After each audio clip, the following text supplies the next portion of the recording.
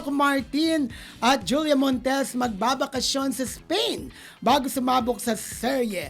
Well, nauna na nga ang aminin ni Coco na hindi tuloy ang pag-ere ng kanilang serye ngayon dahil pinayuhan siya na magpahinga muna silang lahat dahil masyado silang napagod sa finale ng kanilang nakaraang serye. Oo, ayun ang bali-balita. May mga nagchichika lang na magbabakasyon muna raw itong real-life couple.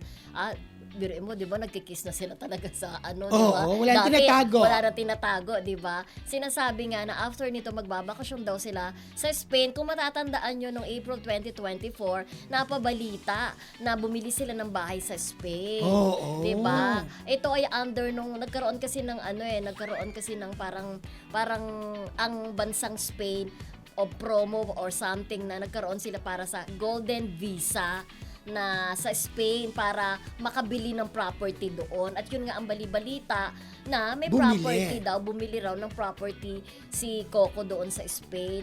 Hindi naman siya lang ang unang artista, di ba? Si Bea Alonso, may meron bahay din doon. sa Spain, di ba? Parang napansin ko lang, ba't gusto nila sa Spain lagi pumunta at tumira, di ba? Oo. So, ibig sabihin maganda talaga sa Spain. Gusto nila matuto ng habla Espanyol, gano'n. Sa Barcelona kasi ang ganda, di ba?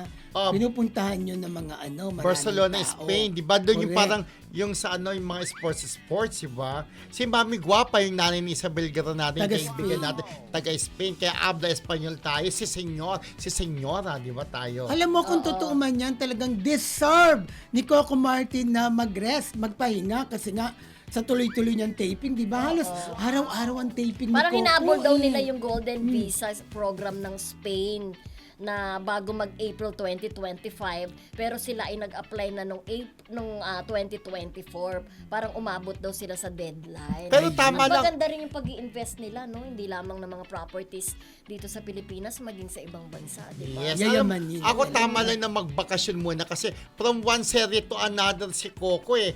Tapos si Julia din, di ba, nagkaroon ng serie din yung may kasamang bata, di ba? Parang this time, deserve naman nila na magbakasyon para pagdating nila dito, kumbaga, nakapag-recharge na sila sa sarili nila, di ba? Tapos sabag na agad sa serie. Pero bago po nilang serie yung magjowa na ito, ay hindi talagang hard action, Iba naman. action. Iba May naman yung konting genre. ibang genre. Dapat naman syempre si Coco kasi para lagi na napapanood sa action.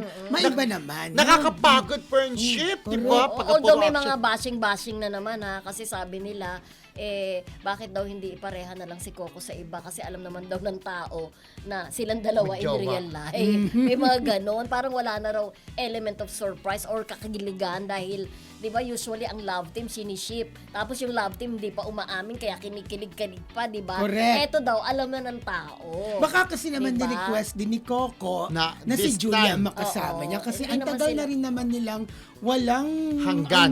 di ba? Although Magkasama. pumasok naman si Julia. dun sa serye niya nitong huli eh. Pero syempre gusto rin naman Iba ni pa rin Coco yung na magkaroon talaga sila ng serye na silang dalawa lang. Correct. ka dyan. First time Okay. talagang sila ang bida, di ba? First time. Okay.